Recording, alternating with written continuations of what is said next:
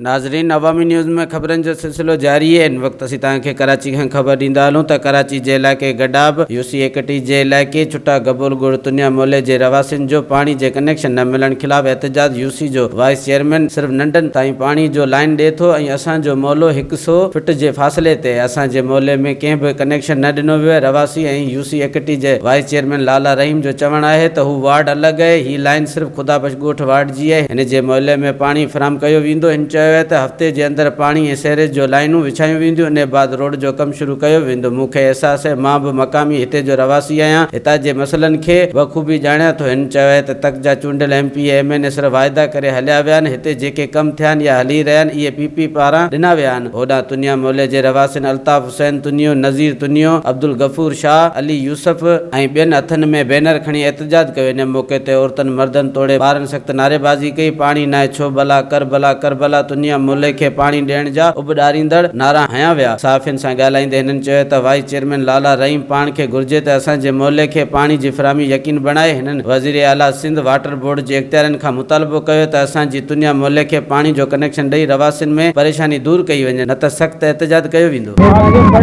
Appeal है कि हमें छुटा गबोल कोट में पानी दिया जाए। पहले भी आप पानी मकसद टैंकरों के जरिए पहुंचाते थे, आपका वादा था कि हम आपको कनेक्शन करके देंगे लाइन का, तो आपकी बड़ी मेहरबानी होगी कि हमें लाइन दें। छुटा कोट में पानी नहीं है, गरीबों को पानी दो, बच्चे प्यासे मर रहे हैं, कहाँ जाए हम। और पाइप की लाइन लगा रहा है, ये आपकी बड़ी मेहरबानी होगी। आपकी पूरे हम लोग गरीब लोग बहुत परेशान हैं पानी के लिए। कहाँ से हम लोग पानी जाते हैं भरने के लिए। वधीक ख़बरनि ऐं तफ़सील जे लाइ विज़िट कयो असांजी वेबसाइट awamiNewsHD.com ऐं ॾिसंदा रहो अवामी न्यूज़ HD।